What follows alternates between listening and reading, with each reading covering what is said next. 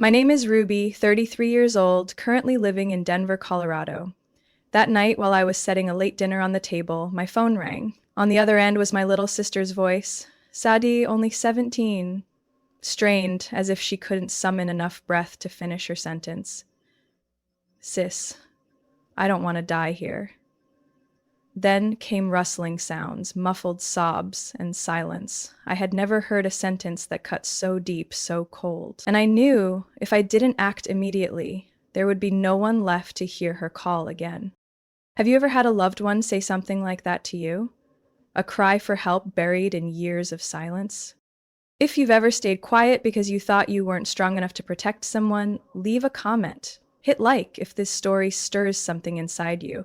And don't forget to subscribe because what happened after that call, no one in my family dares to speak of it again.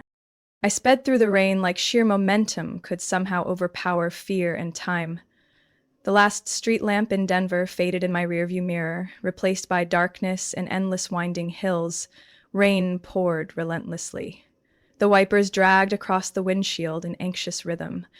My eyes stayed locked on the road ahead, but my mind kept getting pulled back to where the cracks had first begun.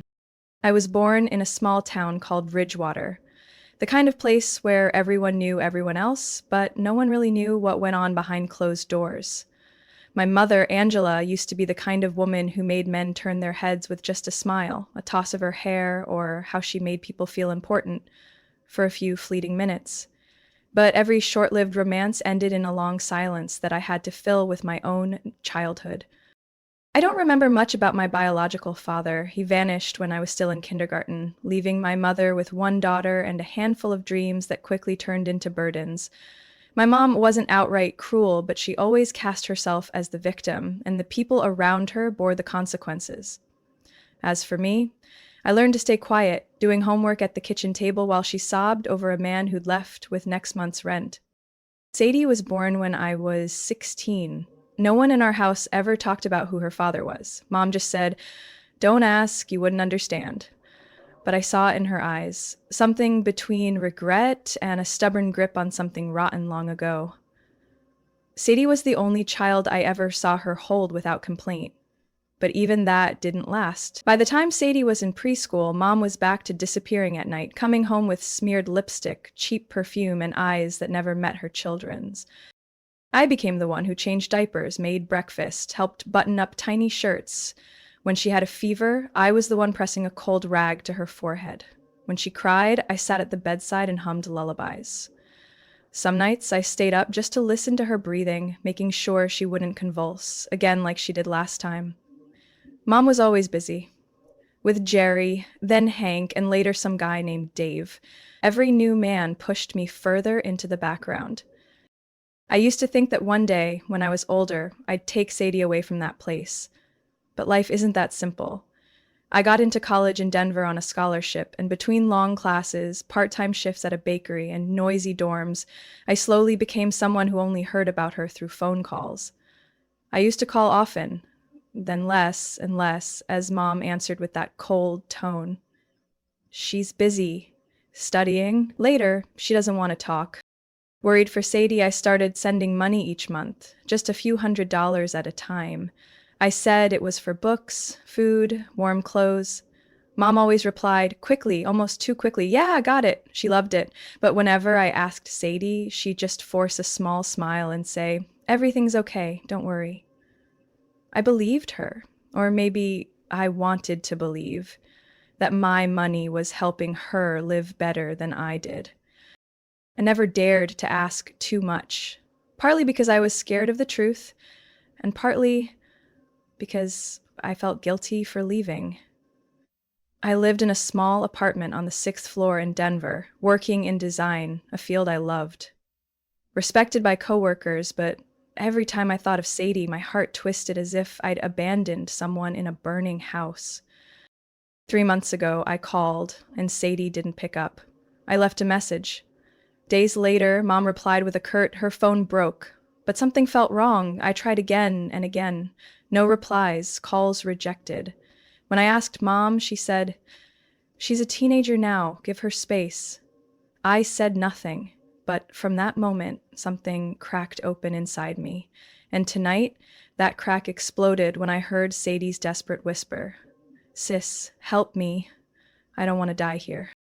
My headlights lit up a rain-blurred sign, the turn-off to Ridgewater's main road. I gripped the steering wheel, unsure if my hands were numb from cold or fury, but one thing was clearer than ever. Some memories may hurt, but they're the ones that show us the way back. And I was on that road now. Not to visit, not to ask questions, but to end this. And Sadie, this time you won't have to get through it alone. By the time I reached Ridgewater, the sky was just beginning to lighten. Rain still fell softly, each drop tapping against the windshield like a clock, counting down the seconds that could change a life forever. The old house sat at the end of a damp dirt road, still and silent. No porch light, no barking dog, nothing. I stepped onto the mossy porch steps. The wooden door still creaked on its old hinge when I turned the handle. It wasn't locked. A sharp chemical smell hit me immediately. Not the clean scent of a freshly mopped floor, but something harsher, more desperate, like someone had tried to scrub away something more than just dirt.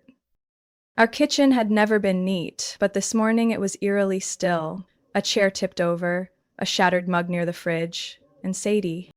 She lay on the floor, curled up, her back pressed to the cabinet, head bowed. One cheek was swollen red, her left eye purple and nearly shut, nose bleeding, right arm bruised in terrifying shades. Her whole body trembled as if trying to shrink itself to feel less pain. I rushed to her, dropping to my knees, hands fumbling to find a spot not covered in bruises. "Stacy, can you hear me?" Her eyelids fluttered, a breath escaped, barely a whisper. "I'm here. It's okay, I'm here now." My voice cracked. I pushed hair from her forehead, holding back tears, but my chest ached like something heavy was crushing it. "What's going on?" A familiar voice cut through the silence behind me. I turned. My mother stood in the doorway, robe draped over her shoulders, hair messy, cigarette in hand, despite the strict no smoking rule in our house. Her face carried no emotion, just bored annoyance, like I had interrupted a nap. I stood. "She's been beaten. Who did this?" Mom took a drag, shrugged. "She fell, tripped over a chair, hit her head on the fridge. She threw a fit last night." "This?" I pointed to the bruises. "Finger marks on her arm. This is from a fall?" "Don't be dramatic." She exhaled smoke. "She's always making things up, just wants attention." I froze. Not because of what she said, I'd heard it all before, but because of how easily it rolled off her tongue, like she'd rehearsed it all her life. I turned back to Sadie, gently slipping an arm under her shoulders. "Let's get you upstairs. You need to lie down." Sadie nodded faintly. Her body was weightless, bones showing through her thin clothes like she'd been living on instant noodles for a month. I helped her up the creaking stairs. Every step groaned under our weight. Her room was at the end of the hallway, door unlocked. Still the same room, but the musty smell overwhelmed the faint scent of the soap she once used. I eased her onto the bed, pulled the blanket up, and sat beside her. She opened her eyes weakly. "I tried, I really did, but I can't take it anymore." I held her hand. "You don't have to. I've got you now." Sadie bit her lip. Then, as if remembering something, she lifted her hand and pointed toward the old desk by the wall. "Bottom drawer." I stood up and opened the drawer. Inside was a stack of papers bound with an old rubber band. I pulled them out, my chest tightening as I saw the familiar heading, Emergency Room Examination Report, March 17th. Then another one, Diagnosis, Suspected Trauma from Severe Physical Impact. The accompanying photographs made me turn away. Sadie's back covered in bruise marks, shaped like fingerprints, wrists chafed and bleeding, a long red scrape across the back of her neck. Each photo had a date and handwritten notes in blue ink. "Evening after Jerry got angry. Angela told me to say I fell down the stairs. Doctor didn't believe me." I couldn't breathe. At the very bottom, I found a brown envelope, still sealed. The handwriting across the front was messy but unmistakable. "To the Department of Family Services, URG." I turned to my sister. "You were going to send this?" Sadie closed her eyes, tears slipping out the corners. I finished writing it. I packed it up.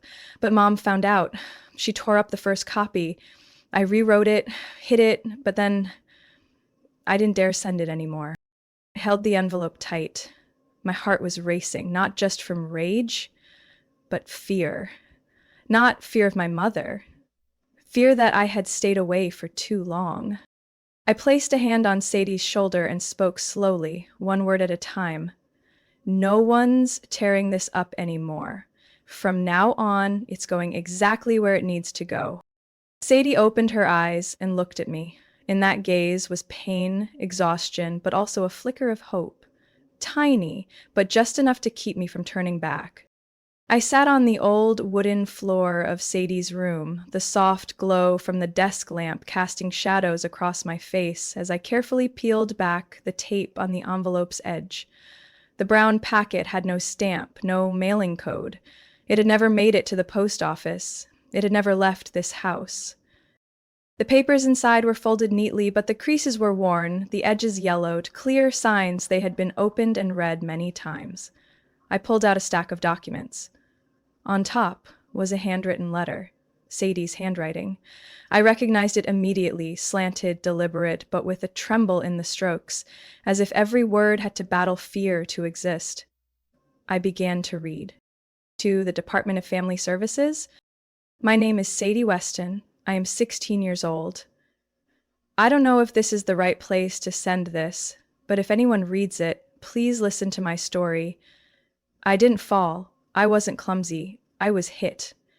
And I'm very scared. I froze, my throat dry. My eyes raced through the lines. Sadie described in detail how Jerry had beaten her with a belt, pushed her down the back steps, forced her to eat spoiled food if she disobeyed. She wrote about curling up in the bathroom, nose bleeding onto the tile, while my mother screamed from outside the door, "You call anyone, and I swear, I'll dump you in foster care, let them lock you up until you rot." Right after the letter were photos. Clear, sharp.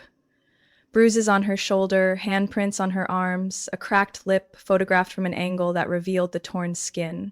One photo had a red pen circle. After Jerry slammed my head into the doorframe. My hands shook as I set the photos down and flipped through the remaining papers. It was a draft of an abuse report form, unsigned. There was a line for a signature, boxes to check off types of abuse. Sadie had checked all of them. Only the final line remained blank. I confirm the above information is true to the best of my knowledge. That line she hadn't signed. I looked up at Sadie. She was lying on her side, eyes shut, but I knew she wasn't asleep. I asked gently, not pressuring, not judging, "You were going to send this, weren't you?" Sadie nodded slightly, her voice breaking. "I had it all ready, sealed it in the envelope, but then she found it." "What did she do?" I asked softly. "She didn't hit me," Sadie said, "but she sat on my bed, held that envelope, and said if I ever sent it, she'd sign me into a facility." I held my breath. She said she'd pick one far away where you couldn't find me. She said I'd be locked in a room with bars, no going outside, no school, no drawing. I thought she was bluffing, but then Sadie sat up and pulled a thinner stack of papers from under her pillow. "I stole this. It's a photocopy. I didn't dare keep the original." I took it from her, a 3-page packet with a Ridgewater City Hall letterhead. The bold title read, "Temporary Guardianship Transfer Agreement." The new guardian's name was typed clearly, Jerry Haynes. Below it, my mother's signature, Angela Weston. No father's name, no questions about other relatives, just my mother and that man. I felt the floor drop beneath me. They'd planned this. They'd made it legal. They had given Jerry full rights to Sadie. More power than I had as her own sister. "You didn't sign anything, did you?" I asked again, voice low but firm. Sadie shook her head, tears hitting the thin blanket. "I didn't know when they did it. Mom said I was just signing health forms. I didn't think." I wrapped my arms around her, trembling with fury.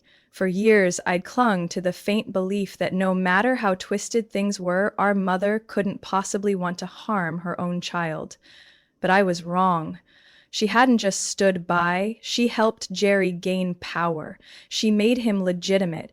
She handed him the right to hurt my sister. I set the documents back in the envelope and scooted closer to Sadie. We're not letting this end like that. You're not some object they can sign over. You're a person. You're my sister. And I'm here now. Sadie leaned into my chest, her voice barely a breath. You won't leave me again, right? I stroked her hair. I'm not leaving you. Not ever again. No matter what happens. I looked down at the envelope. Inside it wasn't just paper. It was every night she had tried to survive, every scream she'd stifled, every silent tear she'd wiped alone. And when no one believed her, she still wrote it all down, to remind herself that what she was living wasn't what she deserved. I knew then everything had changed, and I had to act fast before my mother signed anything else. I quietly closed Sadie's door once I was sure she had fallen asleep. Her face in the soft glow of the nightlight still bore a faint purple shadow under one eye, but her breathing had steadied. I walked down the hall and stopped outside my mother's room. The lights were off, the door shut tight. I didn't hear Jerry. Maybe he wasn't back yet. Maybe he was somewhere else causing trouble. I didn't care. The only thing on my mind was this. We had to leave, and we had to leave tonight. I went back to Sadie's room, turned on the desk lamp, and sat beside her bed. She stirred, eyes blinking open. You're still up, she whispered. I bowed my head, speaking low but steady. We have to go, Sadie. Tonight. She didn't ask why. No hesitation, no fear. Just nodded, her eyes brighter than before. I'll pack. Give me 10 minutes. I squeezed her hand. You won't be packing alone this time. We opened her closet and gathered whatever clothes still fit. Sadie didn't have much. A few faded t-shirts, 2 worn pairs of jeans, and scuffed sneakers. I used my travel bag, stuffed everything essential, then went to the bathroom to grab medicine, a toothbrush, clean towels. When I returned, Sadie was holding a thick leather notebook she had pulled from the bottom of her desk drawer. This, she handed it to me. I can't keep it anymore. I opened the notebook. Tucked between the blank pages was a color printout, a scanned copy of a health insurance card. Under Sadie Weston's name was a strange identification number, stamped with a special benefits designation for minors, requiring long-term medical support. I was the one who filed this for you, I said, when you were 13. But this copy... Sadie hesitated, then exhaled like she'd been holding it in for years. Mom said she needed a backup to make the paperwork easier for getting more assistance. She told me it was just administrative stuff. But I overheard her once on the phone. She said, no, the kid's not seeing any doctors anymore, but keep the file active. Money still coming in. I flipped the paper over. There was a fake seal and a signature that didn't match my mother's handwriting. It was crooked, messy, nothing like the forms I remembered from years ago. A chill ran down my spine. This isn't real. She used a fake card to keep collecting benefits, I whispered, and kept claiming you were still in treatment. Sadie nodded slowly. Then she pulled out another printed page from the back cover of the notebook, a bank statement. I looked at the account holder's name, Sadie Weston, but listed under the official authorized user was Angela Weston. I looked up at her. Sadie bit her lip. You used to send money back, didn't you? I nodded, trying to stay calm. I never got to use a cent. Mom told me, Ruby sends that to help with the utility bills. I asked to buy new shoes, and she said there wasn't enough. I asked why my name was on the account, but I didn't have a card. She snapped. What do kids know about money? I said nothing. My throat tightened. I used to think I was helping, offering something, anything from a distance, but now I realized I had only helped preserve the very grip that held Sadie down. I don't want to run, she said softly. I know we're not kids anymore. I want to leave, but in a way that makes sure they can never come after us again. I looked at her, heart aching from the trust she placed in me. I stepped outside and pulled out my phone, scrolling through old messages until I found one from Trina, an old friend in Springfield, a former coworker, now a legal advocate for at-risk youth. I sent her photos of the fake insurance card and the bank statement. Her reply came almost instantly. "This is federal fraud. Get Sadie out now. I'll call the Office of Child Protection first thing in the morning." I went back into the room. Sadie was tying her shoelaces. Even though her bruised arm clearly hurt with each movement, she said nothing, just moved quietly, like someone who was ready. Gently wrapped an arm around her back, helping her put on her backpack. "We'll go out through the back door. I don't want Mom to know. Not because I'm afraid, because I don't want her to stop you. Not even for one more minute." Sadie pressed her lips together and nodded. As we slipped out the kitchen door, I could still hear the low hum of the refrigerator in the dark. The smell of bleach lingered in the air, a bitter reminder of what she had been living with every day. I opened the back door, its hinges creaking softly. The early winter wind swept in, brushing against my neck and hair. Sadie pulled her hoodie up. We stepped into the darkness without looking back. In my hand, I clutched the bag containing the fake insurance scan, the bank statement, and the unsent letter. They weren't just documents. They were evidence. Scattered fragments of a truth my mother never thought would be pieced together. The road back toward the Missouri hills sloped gently, lined with birch trees shedding their leaves. The sky wasn't fully lit yet, but the sun had already started to push the fog upward. I drove through the pale haze, my fingers gripping the steering wheel as if I still hadn't shaken the fear from the night before. Sadie sat beside me, wrapped tightly in a thin blanket, eyes half closed but not asleep. Every time I glanced over, she was still hugging her small canvas bag like it held her entire world. We drove nearly 4 hours before turning onto a rough gravel path leading to Aunt Marlene's home, my father's sister, someone my mother had cut ties with since I was in elementary school. In my faded memories, Marlene had gray, streaked hair pinned in a bun and a voice warm like firewood crackling in a stove. But that memory was nearly 20 years old. The wooden house sat deep on a hillside lot, its roof covered in moss, wild vines crawling along the fence. When I pulled into the driveway, Marlene was already on the porch, arms folded, face not surprised, but not exactly relieved either. I got out, my steps slow and cautious, like someone knocking on the door of the past. Sadie followed closely behind me, her footsteps trembling from exhaustion and cold. "Hi, Aunt Marlene," I said, voice barely louder than a confession. Marlene nodded, her gaze settling on Sadie. "You must be Sadie." Sadie nodded slightly, clinging to my side. Marlene didn't ask anything else. She opened the door and stepped aside, her voice low and steady. "Come on in. This place doesn't hold heat well, but it's clean, and it's safe." Inside, the house smelled faintly of pine wood and peppermint tea. A few logs crackled in the corner fireplace. I helped Sadie onto a wool-covered chair, then turned to Marlene. "I'm sorry we came without notice, but we had nowhere else to go." "You don't owe me an explanation," she replied. "If a child knocks on your door in the cold, the first thing you do is open it. The explanations can wait." We sat in silence for a while, with only the wind whistling through the window cracks and the soft pop of firewood filling the room. Marlene poured tea into 2 mugs, handed them to me and Sadie, then sat across from us, looking directly at me. "Angela's still the same, isn't she?" Her voice carried no anger, only deep weariness. I didn't answer right away, but my eyes must have said enough. Marlene gave a small nod. "When your mom married your dad, people thought she was charming, but she always knew how to dodge responsibility. Everyone thought Angela was pitiful, lonely. No one believed she drained your grandmother's medical account just to rent luxury cars with her new boyfriend." I paused. I've never heard that story. "Because she made sure no one could tell it," Marlene said with a faint smirk. "Your grandma died in a state-run nursing home. Angela, she disappeared with you too. And every paper trail was wiped clean." I turned to Sadie. She was hanging on to every word, eyes wide and unblinking. "Later on, Marlene continued. A family lawyer called me because they couldn't find the heir. Your grandmother left a handwritten will, notarized.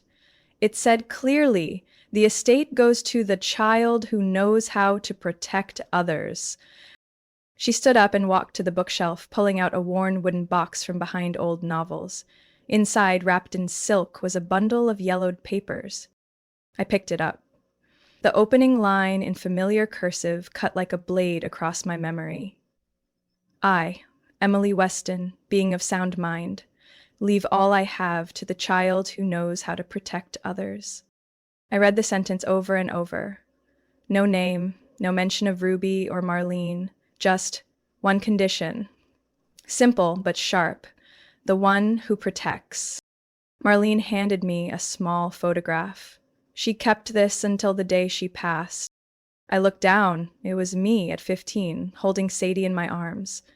My hand covered the scrape on her forehead, and I was staring straight into the camera, not smiling, just a stare that seemed to say, "Don't you dare touch my sister." I swallowed hard, my lips pressed tightly together. The will had never been made public because no one had the legal right to request it. Angela had vanished from all records, and I, the only one who could inherit, had been living in Denver, completely unaware. Sadie lowered her head, her voice barely audible. I didn't know Grandma had written anything for me. Marlene looked at her, her gaze softening. She loved you both, but there was no way to reach out. Everything was blocked. I gently squeezed Sadie's hand. Inside me, something had begun to stir, not because of the inheritance, but because of the truth. Because someone had seen us, had known, had left behind something that my mother couldn't erase. And that might be the only key to protect Sadie legally, completely, from everything still waiting out there. I sat by the living room window, holding a cup of hot tea I couldn't even feel anymore. Outside, the wind swept through the pines, making the porch roof creak in long, slow rhythms. There was something unusual in the air. Not the weather. It was a kind of quiet instinct, sharp like a blade. Sadie was asleep in the small room at the back of the house. Aunt Marlene had just turned off the kitchen light. But I couldn't sleep. Since we left Ridgewater, we thought we were safe, but that feeling, it only lasted 3 nights. It started with a faint noise from the porch security camera, the one Marlene had installed after a stranger once broke into her chicken coop. I checked the screen tucked into the bookshelf corner, thinking nothing of it. But at exactly 3:15 a.m., the Edge of Forest camera showed a figure. He didn't move closer, just stood there, half hidden by the trees in a thick coat, his neck slightly hunched. His eyes stared directly into the camera. The image wasn't clear, but my spine turned to ice the moment I realized. The posture, the stance, the dark jacket. It was Jerry. I didn't wake Sadie. I didn't call the police then either. I just sat frozen, eyes glued to the screen until his figure vanished into the woods like he'd never been there at all. The next morning, I copied the footage onto a flash drive and hid it, I told Aunt Marlene. She just nodded, calmer than I expected, and pulled from the kitchen drawer an old gun kept in a metal box. Never had to use it, but I keep it for nights like this, she said, her eyes fixed on the distant forest. Sadie didn't say much when I told her, but that night she pushed her bed against the wall, dragged a chair to block the door, and curled up tightly, her eyes wide open in the dark, even after I'd turned off the lights. Over the next few nights, I noticed a strange car parked 3 houses down. Every night it would stay for about an hour, then disappear just before dawn. No front license plate, tinted windows, and no one in the neighborhood recognized it. I logged every time it came, took pictures, even tried to approach once. But as I stepped out past the fence, the engine roared to life and the car sped off, leaving gray smoke hanging in the cold mist. Sadie began to sleep less deeply, often waking in the middle of the night. One night, I heard her whisper in her sleep, "I don't want to go back. I don't want to be locked up again." All I could do was hold her hand, let her know she was in a place no one could reach her anymore. On the eighth night, I found something no one ever hopes to see. It was nearly 6 a.m., fog still thick and frost clinging to the grass. I passed the laundry room window on my way to dry our soaked coats when something caught my eye in the backyard garden. A long, thin object stood upright like a black mark against the pale earth. I threw on a coat and stepped outside, morning wind slicing across my cheek. When I got closer, I froze. A kitchen knife was stabbed deep into the ground, only the handle still visible. Tied to the handle was a white slip of paper wedged tightly with a thin rope. My fingers trembled, not from cold, as I pulled it free. Scrawled in black ink were the words, "Don't test me." The word "me" was underlined 3 times. The final period was so forceful, the pen had nearly pierced the paper. I didn't need to guess. I knew who had left it. And he didn't just want to intimidate us. He wanted me afraid, off balance, so I'd be the one to bring Sadie back to where she'd just escaped from. I brought the knife inside, wrapped the note in a plastic bag, and stashed it in the freezer to preserve it as evidence. Sadie had just woken up, still groggy, but her body flinched when I explained. "I thought he was just trying to scare us," she whispered. "I didn't think he'd actually find us here." I knelt in front of her, placed a hand on her knee.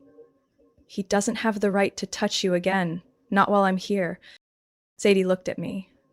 Her eyes weren't sparkling, but deep and mature, far beyond her years. She'd heard threats before, but I felt she truly believed someone would not let go of her hand.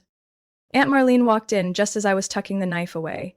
She didn't say a word, then silently went to fetch the keys from the tin box hanging by the kitchen door. "We're changing the locks, front and back. And from now on, no one goes out alone. This isn't just a family issue anymore, this is criminal intimidation." I nodded. Inside me, a new plan was forming. I knew we couldn't let this go on, but to take action, I needed information. I needed to understand why he dared follow us here, and more importantly, I needed proof to show the law he was violating, not just morality, but federal codes. And if he thought a knife and a threat were enough to make me back down, he had never really known who I was. I sat facing my laptop, the cold blue glow brushing my cheek in the small living room. Sadie was fast asleep under a thick blanket, breathing evenly, but her hand still gripped the pillow as if guarding herself in reflex. In my ear was the voice of Amanda Torres, a lawyer from Missouri's Youth Protection Agency. Steady, measured, and unwavering. "Everything you've sent. It's more than enough to file charges," she said. "I'll submit the motion to Greene County Superior Court within 24 hours. I took a deep breath. "And my sister? Will she have to testify?" "Possibly, but she won't be alone. We'll protect Sadie. There will be a preliminary hearing to reevaluate the entire guardianship status. If everything checks out, your mother and that man will be subpoenaed." I closed the laptop and sat still for a long time in the unnatural quiet of the winter night. All the months of waiting, of enduring, of running, they had finally come together in each printed page, every photograph, every bank statement. Alone, they could be denied, but together, they formed a picture that could not be ignored. The next morning, I told Sadie. She sat upright in bed, not surprised, not panicked, just nodded. "I'll speak," she said. "Not for me, but because if I stay silent, they'll just find another kid to do the same to." I held her hand. "You don't have to pretend to be strong, but if you're ready, I'll walk beside you every single step." That weekend, we arrived at the attorney's office in downtown Springfield. Sadie wore a long-sleeved gray sweater and the purple scarf I'd given her 2 years ago. She said she liked it because it made her feel real. I didn't ask more. Some answers are better kept in the eyes. Amanda greeted us with a gentle smile. She led Sadie into a separate room with a trauma counselor and a youth legal advocate. I waited in the hallway, heart beating in slow, heavy thuds, as if each minute was another door swinging open inside Sadie's soul. About an hour later, the door opened. Sadie walked out first, her face pale, but her eyes no longer held the haze they used to. She sat beside me, rested her head on my shoulder, and said nothing. Amanda followed behind, holding a thick folder, her expression steady like someone who had just listened to a story she would never forget.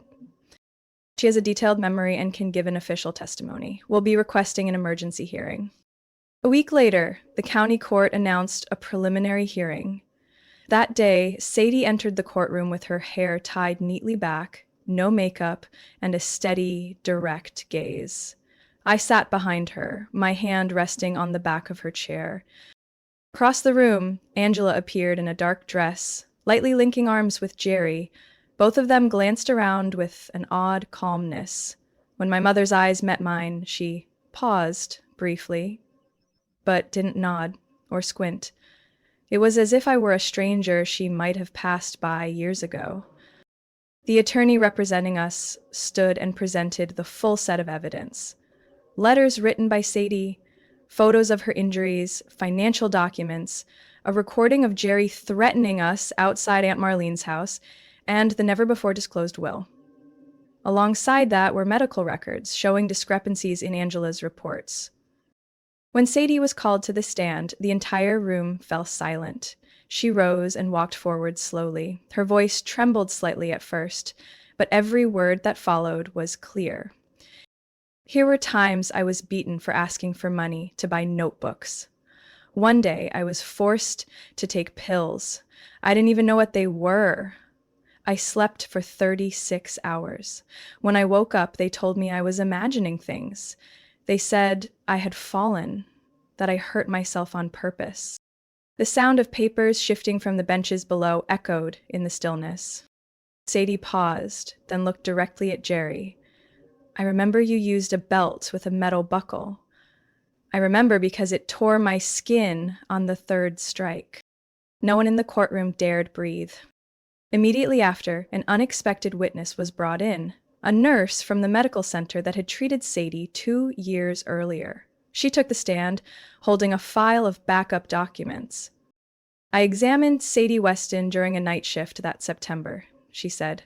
I documented suspicious injuries and recommended filing a report of abuse, but the child's mother, Mrs. Angela Weston, asked me to alter the report. She claimed the wounds were self-inflicted, meant to draw attention. The nurse paused, her voice cracking. I didn't push back as hard as I should have, but I never deleted the original, and I brought it with me today. She raised the file, a scanned original, complete with early images and notes from a doctor recommending an abuse report. I looked at Sadie. She didn't cry. She didn't lower her head. She was no longer a child trying to survive in silence. She was speaking, and the entire court was listening. I sat upright in the plaintiff's row, my hand still resting on the back of Sadie's chair like a quiet anchor. Before us was the dark wooden wall of the courtroom, the faint scent of old paper and waxed floors lingering in the air. Across the room, my mother's lawyer stood and walked to the center, his suit coat swaying slightly with each step. Your Honor, he began, his tone practiced like he had rehearsed it hundreds of times.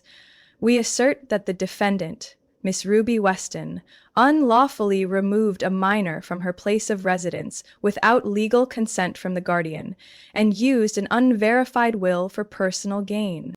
I heard every word like a gavel striking wood. She, he continued, turning to me, took advantage of my client's fragile mental state, Mrs. Angela Weston, to manipulate, coax, and even pressure the child into making baseless accusations. We moved to dismiss all evidence obtained from personal devices, as they may have been fabricated or edited. Sadie remained still. I felt her shoulder tremble slightly, but her eyes never shifted. She stared straight ahead, no flinching. Amanda rose, calmly but firmly. Your Honor, she said, we'd like to respond with verified evidence collected through lawful means. She stepped to the evidence table and pulled out a thick envelope. This is the original will, signed by Mrs. Emily Weston, grandmother of the subject, witnessed and notarized in Greene County 15 years ago. The document was never revoked or replaced, and it clearly states that the entire estate is to be passed on to the child who knows how to protect others. She paused, her eyes sweeping toward me. We've also verified financial records from Ridgewater Savings and Loans. Over the past 3 years, Mrs. Angela Weston consistently withdrew monthly social assistance benefits intended for Sadie Weston without any legal authorization from the beneficiary. On the courtroom's large screen, Amanda displayed account statements with dates of withdrawals aligned with federal aid deposits. The amount exceeded $60,000. But she wasn't done. Next, Amanda said, we present a surveillance video from the home of witness Marlene Weston, recorded on December 15th at 3:15 a.m. The screen lit up with a grainy video, dimly lit, showing the figure of a man in a hood standing motionless for several minutes outside the front door. Sadie clutched my hand tightly as Jerry's face came into view, his stare aimed directly into the lens like a dare. Following that was another clip, Sadie being yanked back from the hallway into her room, her voice calling out, not loud, but clear enough to silence the courtroom. A forensic technician took the stand. There's no sign of tampering. Timestamps match. The audio is intact. Jerry sat still, his hands clasped, but when Amanda mentioned the criminal subpoena issued to him that morning by the state prosecutor's office, requiring his appearance at the next hearing as a criminal defendant, I saw his jaw twitch. Angela's lawyer shot to his feet, ready to object, but the judge's gavel came down. Stay calm, we're still in session.